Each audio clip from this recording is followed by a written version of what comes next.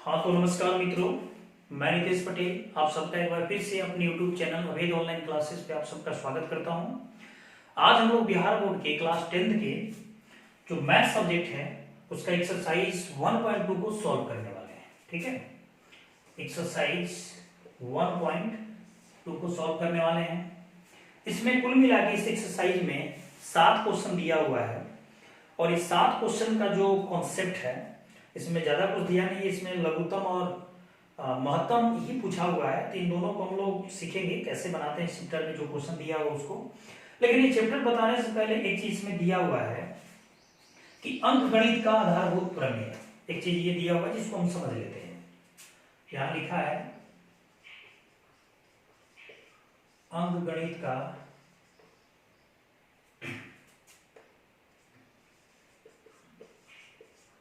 आधारभूत प्रमेय, इंग्लिश में इसको कहेंगे फंडामेंटल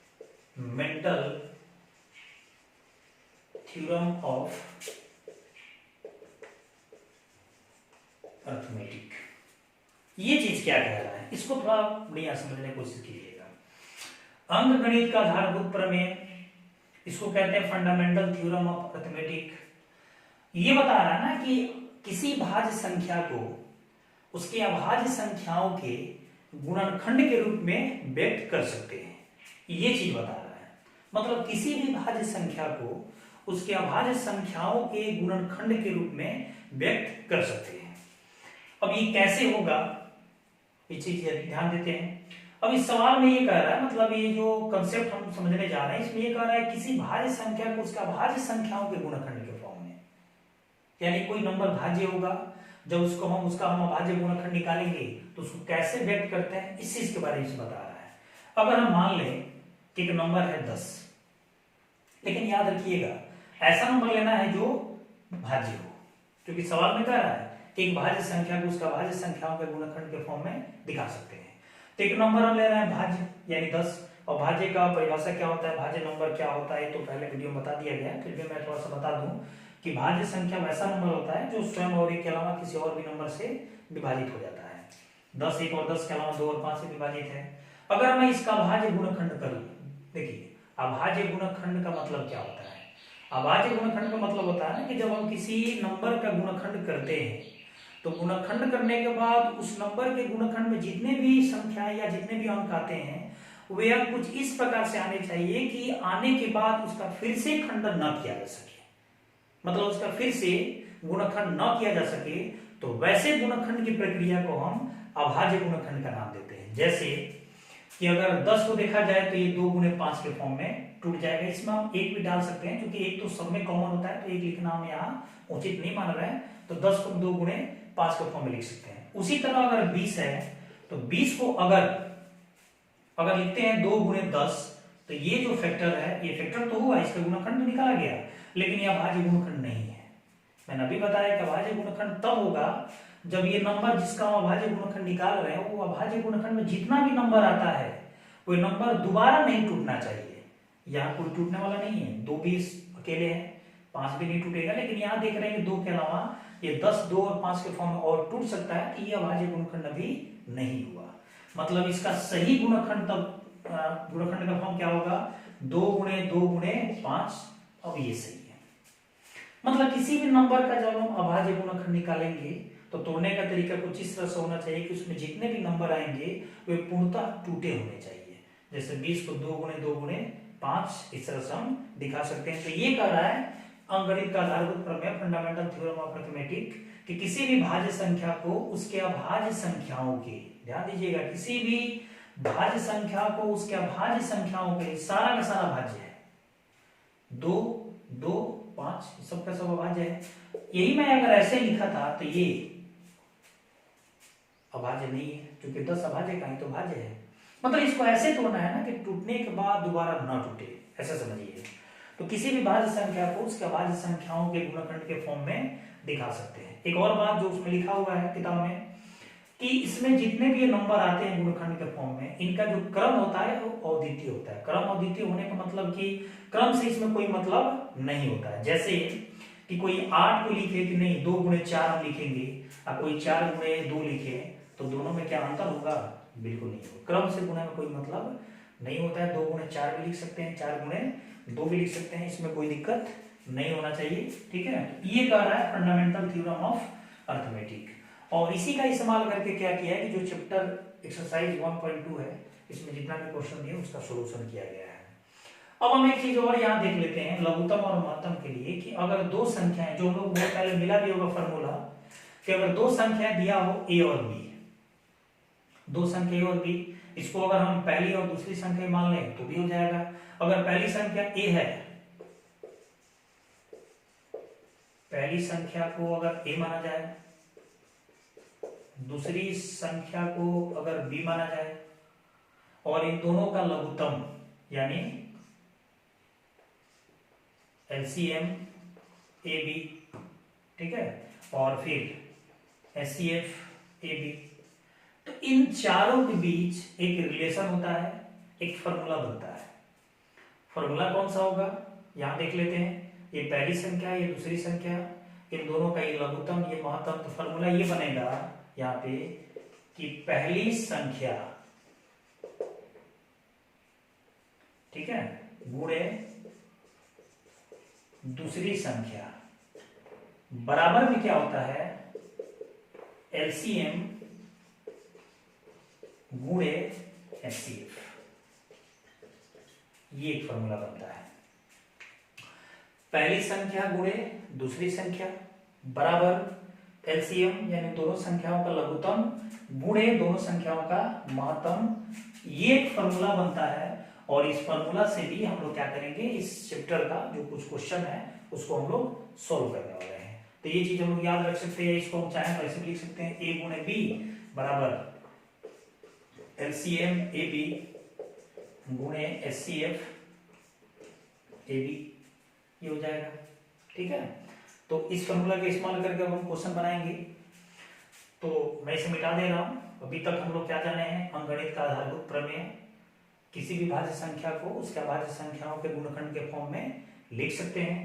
दूसरा फॉर्मूला जाने हैं कि पहली संख्या गुणे दूसरी संख्या बराबर उन दोनों संख्याओं का लसा गुणे उन दोनों संख्याओं का मसा, इतना सारा हम लोग जान गए हैं। अब हम लोग क्या करेंगे, चैप्टर के क्वेश्चन को बनाएंगे। तो चैप्टर का इसमें पहला क्वेश्चन क्या दे रहा है,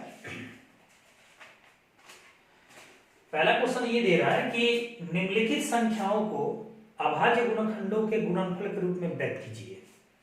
सवाल में कह रहा है एक नंबर में कि 140, एक दूसरा सवाल दिया है 156, ये तीसरा सवाल दिया है 38, 25, एक चौथा सवाल दिया है इसमें 5005, और एक पांचवा सवाल दिया है इसमें 74, 29, ये सवाल दिया है। और ये सारे सवाल को क्या कह रहा है कि निम्नलिखित संख्याओं को अभाज्य गुणनखंडों के गुणनफल के रूप में व्यक्त कीजिए। मतलब ये जितना भी क्वेश्चन है इसको क्या करना है, बस अभाज्य गुणनखंड के फॉर्म में दिखा देना है। ये पहला क्वेश्चन है, तो मैं क्या कर रहा हूं इसमें से कोई ये क्वेश्चन को बना रहा हूं।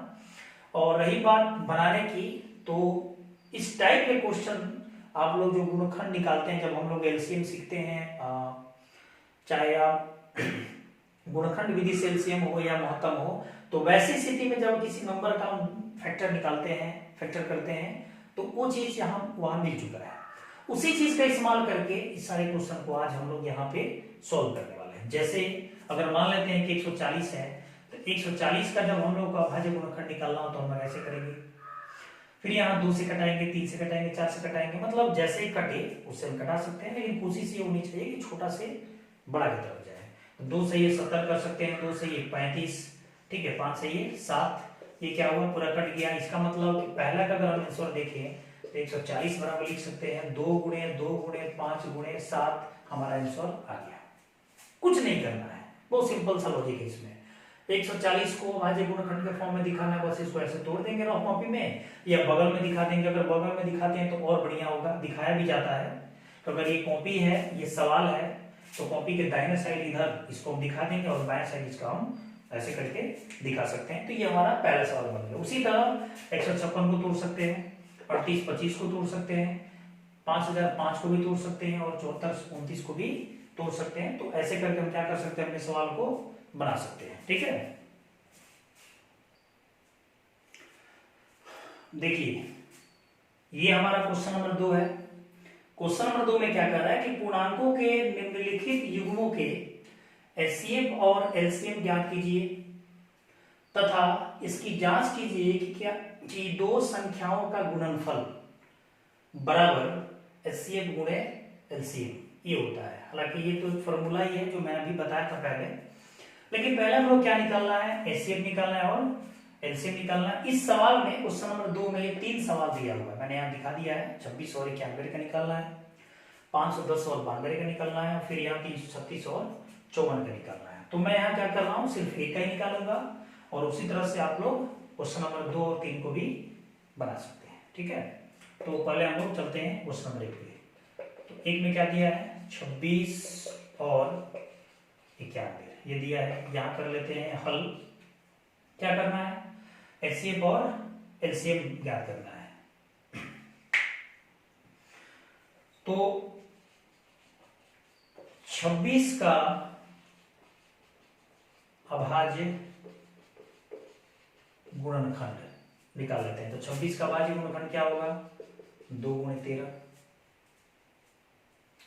फिर 91 का अभाज्य गुणनखंड 13 7 91, 7 गुणे ये 13 हो जाएगा। यहां अगर हम देखें एलसीएम तो क्या होगा, तो एलसीएम में हम पढ़े हैं कि जब हम किसी नंबर का फैक्टर विधि से अगर उसका सॉल्यूशन करते हैं तो वैसी स्थिति में क्या करते हैं कि सबसे पहले उस नंबर का हम अभाज्य गुणनखंड निकालते हैं, जैसे यहाँ किया गया है। इसके बाद यहाँ देखते हैं कि अगर लघुत्तम निकालना हो तो जो कॉमन संख्या है या नहीं है, मैक्सिमम क्या लेंगे लघुत्तम में। जैसे इन दोनों में 13 है तो एक तो हम 13 ले सकते हैं, यहाँ पर भी 13 है, यहाँ पर भी 13 है। अगर इन 13 की जगह पे यहाँ 2 होता है, यहाँ 1 होता तो हम 2 वाला लेते हैं, मतलब जो कॉमन होता है उसका मैक्सिमम पावर लघुत्तम में लेते हैं। फिर यहाँ देख रहे हैं कि एक 2 भी है, एक 7 भी है, तो ये सब ले सकते हैं। अगर ये गुणा करें तो 7 दूना 14, 14 में 13 से गुणा करेंगे तो देखेंगे 13 और 14 गुणा करना है। देखिए कैसे गुणा हो गया, फटाफट गुणा करना है हम लोगों को, 13 गुणे 14। तो यहाँ कर सकते हैं कि 13 13 एक बार गुणा कर ले, 13 13 169। अब फिर एक बार कम किए हैं तो 169 में 13 जोड़ लें तो कितना हो जाएगा, 169 में प्लस अगर 13 कर लें, 9 3 12, 7 1 8, 182। अगर नहीं समझ में आ रहा है तो करके आप लोग गुणा देख लीजिए, 13 गुणे 14, 13 चौक के 52 और ये 13 2 8 1 आ गया ना 182, ये हो जाएगा। तो यहाँ 13 गुणे 14 कितना आया,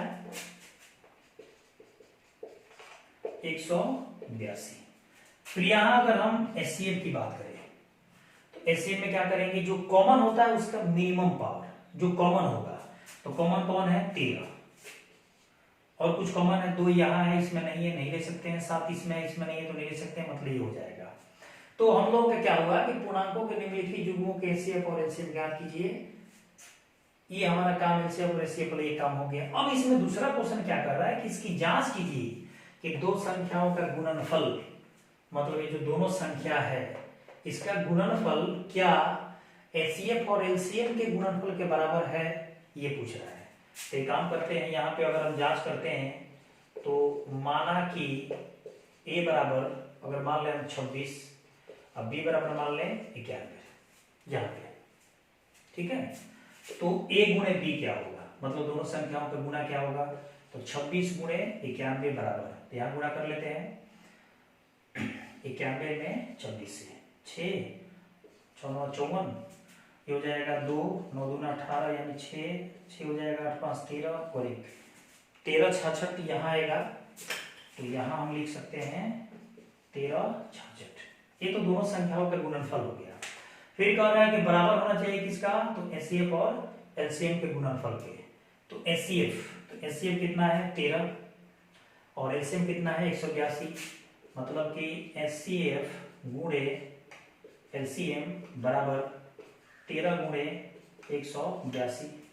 अगर हम यहाँ गुणा करें 182 में 13 से, तो 3 दूना 6, ये हो जाएगा 8 के 24, 3 और 2 5, फिर ये 2, फिर 8, फिर 1, ये 6 हो गया, ये 6 हो गया, ये 3 हो गया, फिर 1 हो गया, यहाँ पे क्या गया 13 66 दोनों क्या है ये बराबर है। इसका मतलब कि पहले वाला जो हम सवाल बनाए हैं इस विधि से वो सवाल सही है, एक तरह से ये जांच भी हो गया।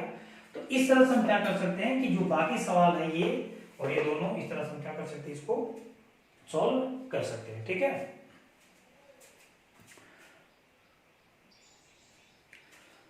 अब देखिए ये चैप्टर का क्वेश्चन नंबर 3 है।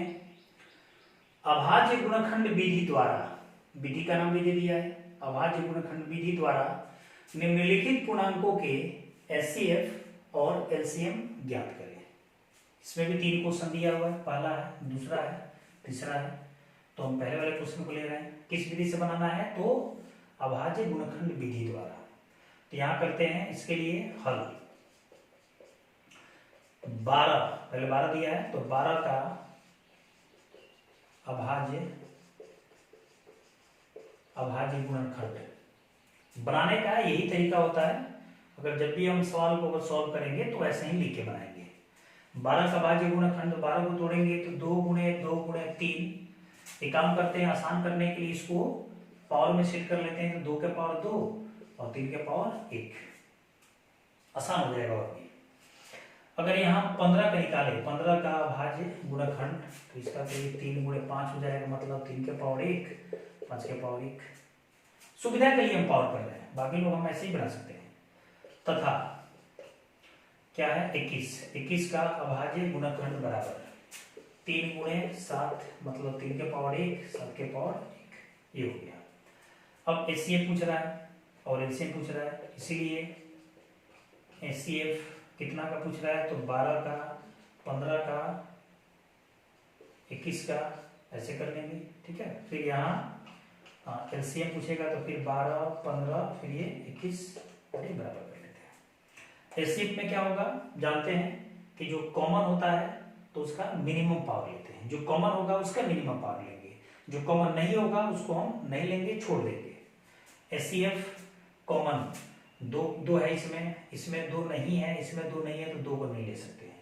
इसमें 3 है, इसमें 3 है, इसमें 3 है तो 3 को ले लेंगे। तो 3 में तो 3 का पावर 1 ही है।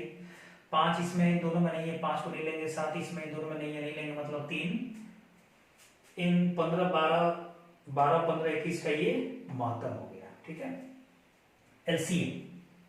अब एलसीएम में क्या होगा, तो एलसीएम हम लोग क्या करेंगे कि जो कॉमन होगा उसका मैक्सिमम पावर लेंगे और जो कॉमन नहीं होगा उसको भी लेकर गुणा कर लेंगे। तो पहले तो 3 कॉमन है तो 3 ले लेते हैं, 2 नहीं है तो 2 को भी लेना पड़ेगा, 2 के पावर 2, 5 को भी लेना पड़ेगा, 7 को भी लेना पड़ेगा। अगर इसको हम गुणा करके देख लें तो ये हो जाएगा 2 दूनी के 4, 4 5 20 और 17 के 21 में अगर 20 से गुणा करेंगे तो 21 दूना 42 यानी 420। ये हम लोग का यह आंसर आ गया, मतलब 12 15 और 21 का आंसर ये रहा। तो गुणनखंड विधि से हम लोग क्या किए कि लघुत्तम में निकाल दिए और महत्तम में निकाल दिए। ये सवाल में बस इतना ही करना है और बाकी जो 2 क्वेश्चन है आप सब क्या कर सकते हैं, बना सकते हैं। ठीक है, ये समझ में आ गया होगा।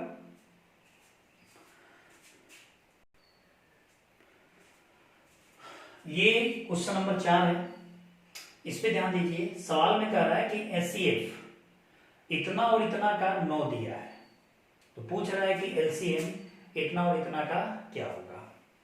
अब देखिए इस सवाल में क्या क्या दिया है, एक संख्या ये दिया है और एक संख्या ये। अगर मानते हैं कि पहली संख्या ये है, दूसरी संख्या दोनों सेम है, अगर ये पहली संख्या है दूसरी संख्या और ये एचसीएफ दिया है, तो फॉर्मूला हम लोग पढ़े हैं कि ए गुणे बी बराबर एलसीएम गुणे एचसीएफ, मतलब पहली संख्या गुणे दूसरी संख्या बराबर लघुत्तम गुणे महत्तम। ठीक है, एलसीएम गुणे एचसीएफ ये मिला है। अब देखिए ए का मान तो यहाँ 306 रख सकते हैं, बी का मान 657 रख सकते हैं, बराबर एलसीएम पूछ रहा है तो एलसीएम को वैसे ही छोड़ देते हैं, गुणे एचसीएफ 9 दिया है।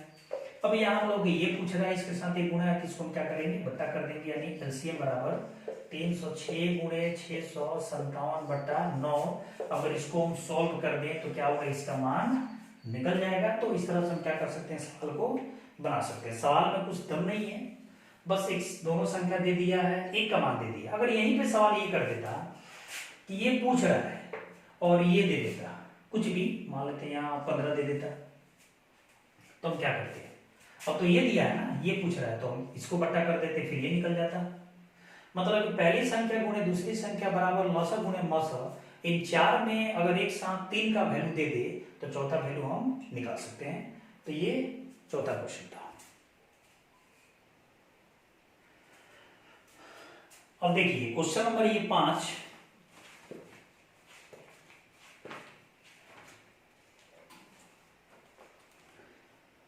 क्वेश्चन नंबर 5 कह रहा है कि ये बहुत इंपॉर्टेंट क्वेश्चन है और इसी क्वेश्चन पे एक एग्जांपल भी क्वेश्चन दिया है जिसमें 4 के पावर n का जिक्र किया है। जांच कीजिए कि क्या किसी प्राकृतिक संख्या n के लिए संख्या 6 के पावर n अंक 0 पे समाप्त हो सकती है। सवाल को बढ़िया से समझिएगा। जांच कीजिए कि क्या किसी प्राकृतिक संख्या n के लिए, मतलब n क्या है तो कोई प्राकृतिक संख्या है, नेचुरल नंबर है, और पूछ रहा है कि क्या n का कोई ऐसा मान है जिसे 6 के पावर n में अगर हम इस्तेमाल करें तो ये 0 पे समाप्त हो सकते हैं। 0 पे समाप्त होने का मतलब है कि नंबर का जो इकाई अंक होगा, जो संख्या का इकाई अंक होगा वह 0 आना चाहिए। जैसे 10 यहाँ 0 आ गया, 50 यहाँ 0 आ गया, इसकी बात कर रहा है। तो अगर हम गौर से देखें, अगर हम अभाज्य गुणनखंड की अगर बात करें, जैसे मैं अगर कहूं कि 10 5 से डिवाइड है, मतलब 10 5 से कट सकता है। चलिए ध्यान दीजिए, क्वेश्चन को मैं फिर से एक बार पढ़ दे रहा हूं कि जांच कीजिए कि क्या किसी प्राकृतिक संख्या n के लिए संख्या 6 के पावर n अंक 0 पे समाप्त हो सकती है, ये चेक करना है। इसको समझाने से पहले मैं थोड़ा सा एक बता दूं, अगर मैं मान लूं कि एक संख्या 10 है और मैं ये कहूं कि क्या ये संख्या 5 से विभाजित है, मतलब 5 से क्या ये कट जाएगा, तो हम कहेंगे हाँ ये बिल्कुल कट सकता है। तो 5 से ये कटेगा, लेकिन अगर मैं ये कहूं कि क्या संख्या 10 7 से कटेगा, तो जवाब होगा कि नहीं कटेगा। क्यों नहीं कटेगा, इसका क्या रीजन है, अगर उसको हम देखें तो 10 नंबर जो है ये 5 से कट रहा है, इसका मतलब कि जिस नंबर से कोई संख्या कट रहा है उसके अभाज्य गुणनखंड में वो नंबर आना चाहिए। जैसे कि 10 को अगर हम तोड़ेंगे तो 10 गुणे 5 आएगा, इसका मतलब कि 10 या तो 2 से कटेगा या 5 से कटेगा, लेकिन ये 7 से नहीं कटेगा। 7 से इसलिए नहीं कटेगा कि 10 में 7 नहीं है। इसी तरह से ये पूछ रहा है कि 0 पे समाप्त होगा कि नहीं, तो 0 पे समाप्त होने का मतलब कि कोई ऐसा नंबर होना चाहिए जिसके इकाई के स्थान पर क्या हो, 0 हो। और किसी भी अंक के, किसी भी संख्या के जब इकाई के स्थान पर 0 हो तो नंबर 2 से भी कटता है और 5 से भी डिवाइड होता है। इसका मतलब कि अगर हम n का मान कुछ भी इस्तेमाल करें और यहाँ कुछ रख के अगर इसका सॉल्व करें तो जो ये रिजल्ट देगा वो नंबर में 5 भी होना चाहिए, 2 भी होना चाहिए। 5 तो एकदम जरूरी है क्योंकि 0 की बात किया है। अगर 0 नहीं भी रहता है तो 2 से कोई कोई नंबर कट जाता है, लेकिन 5 के लिए 0 तो एकदम कंपलसरी है। अगर हम यहाँ चेक करके भी देखें, जैसे कि n का मान अगर हम 1 रखें तो 6 आएगा, अगर फैक्टर करें तो 2 गुणे 3 5 नहीं आ रहा है। अगर हम n का मान 2 रखें, 2 36, इसको तोड़ेंगे तो 3 गुणे 3 और 2 गुणे 2, फिर भी इसमें 5 नहीं आ रहा है। मतलब कि अगर हम n का मान 1 2 3 अगर ऐसे करके चले तो कभी भी ये इसमें 5 नहीं आएगा, या इसको अगर डायरेक्ट अगर हम ऐसे करके भी चले तो भी इसमें 5 कहीं दिख नहीं रहा है। इसका मतलब कि n का कोई भी ऐसा मान नहीं है जिसके लिए 6 के पावर n अंक 0 पे समाप्त होगा, यानी इसका आंसर क्या होगा, नो होगा। मतलब ये नहीं हो सकता है।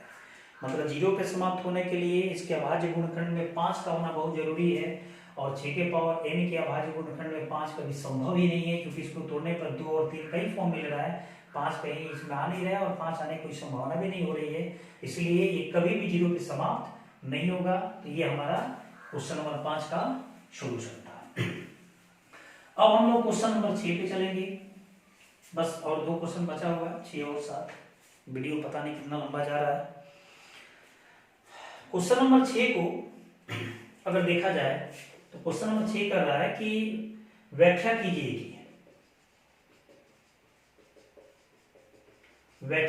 कि क्या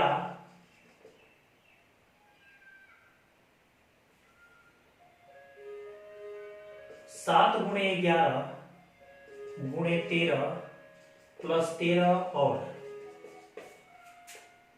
7 गुणे 6 गुणे 5 गुणे 4 गुणे 3 गुणे 2 गुणे 1 प्लस 5, यहाँ इसको लिख देते हैं 7 गुणे 6 गुणे 5 गुणे 4 गुणे 3 गुणे 2 गुणे 1 प्लस 5 भाज्य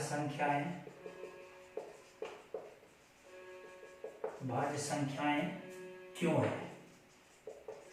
सवाल अच्छा है, भाज्य और अभाज्य पे दिया हुआ है।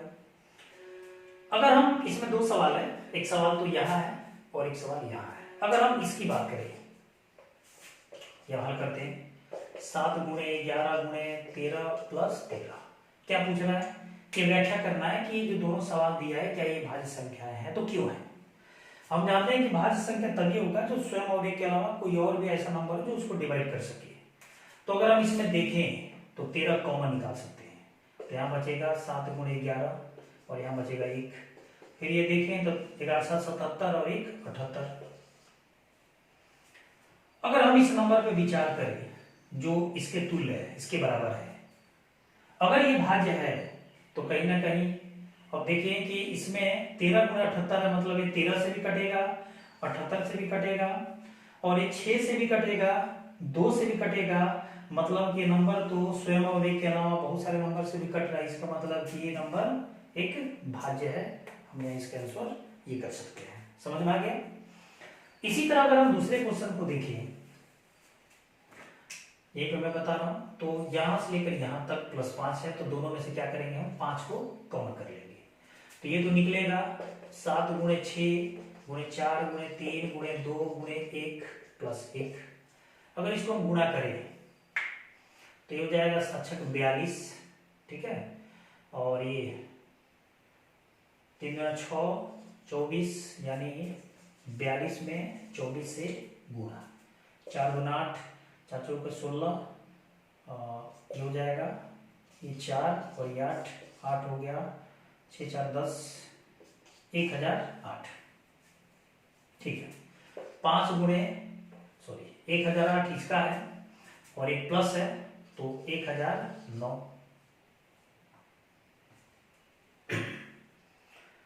अब ये नंबर क्या होता है, ये नंबर स्वयं से भी कटेगा, मतलब जो भी ये नंबर आएगा गुणा करेंगे तो ये नंबर शायद 9 5 45 05 ये आएगा। तो ये नंबर क्या होगा, 1 से भी कट रहा है, 5045 से भी कट रहा है और साथ में 5 से भी कट रहा है। तो कोई नंबर अगर स्वयं और एक के अलावा और भी किसी नंबर से कटे तो नंबर भाज्य ही होता है। तो यहाँ वही तो पूछ रहा है कि भाज्य क्यों है, तो यहाँ से कर सकते हैं कि नंबर स्वयं और एक के अलावा और भी किसी नंबर से डिवाइड हो रहा है, इसलिए इसको हम भाज्य करते हैं। तो ये क्वेश्चन नंबर 7 का सोल्यूशन रहा 6 का। अब हम क्वेश्चन नंबर 7 पे चलेंगे। तो क्वेश्चन नंबर 7 बड़ा है, मैं इसको लिखूंगा नहीं, मैं किताब से ही पढ़ के बता दे रहा हूँ। 7 में कह रहा है कि ध्यान सुनिएगा कि किसी खेल के मैदान के चारों ओर एक वृत्ताकार पथ है, मतलब कोई खेल का मैदान है और वृत्ताकार पथ है, मतलब ये रास्ता। इस मैदान का एक चक्कर लगाने में सोनिया को 18 मिनट लगते हैं। सोनिया कितना लग रहा है, 18 मिनट एक चक्कर, मतलब जहां से दौड़ना चालू करती है तो घूम के पूरा वहां तक आने में उसको 18 मिनट लग जाते हैं। जबकि इसी मैदान का एक चक्कर लगाने में रवि को, एक रवि नाम का लड़का है, इसको 12 मिनट लगते हैं। मान लीजिए कि दोनों एक ही स्थान और एक ही समय पर चलना प्रारंभ करते हैं, मतलब दोनों का स्थान क्या है, एक ही है, मतलब यहां से रवि भी दौड़ लगाता है, उसका भी 12 मिनट का एक ट्यूशन दिया हुआ था। मान लीजिए कि दोनों एक ही स्थान और एक ही समय पर चलना प्रारंभ करके एक ही दिशा में चलते हैं, तो कितने समय बाद वे पुनः प्रारंभिक स्थान पर मिलेंगे। अगर एक ही जगह से एक ही समय पर चलना प्रारंभ करते हैं तो वे, तो पूछ रहा है कि कितने समय बाद, कौन सा समय होगा जहां दोनों एक साथ मिलेंगे। अब देखिए इस क्वेश्चन में स्पष्ट नहीं किया है कि सही मायने में निकालना क्या है, लेकिन जरा गौर से अगर देखें तो यहाँ दो पॉसिबिलिटी, बहुत लड़के जो बनाना चालू करते हैं तो लोगों को समझ में नहीं आता है कि यहाँ लघुत्तम निकालना है कि महत्तम निकालना है। अगर हम मान के चलते हैं कि नहीं हम महत्तम लेके चलते हैं, तो महत्तम में क्या होगा, क्योंकि महत्तम मतलब होता है कि मैक्सिमम वाला मान।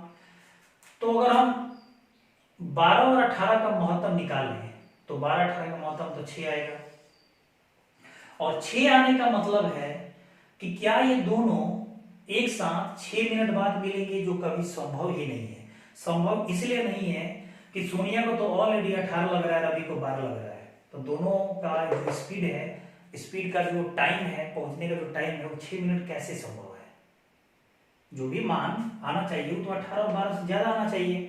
तो इसका हम क्या करेंगे, यहाँ पे लघुत्तम निकालेंगे। तो 18 12 का लघुत्तम देखें तो 36 हो जाएगा। इसका मतलब इसका अगर हम 18 12 कैसे निकाल दें तो इसका आंसर यहाँ मिल जाएगा। तो ये चीज हम कर सकते हैं, मतलब इसको लिख के थोड़ा सा बनाना पड़ेगा, मैं लिखा नहीं, आप लोग इसको कर सकते हैं। ठीक है, तो ये तो रहा 1.2 का सोल्यूशन।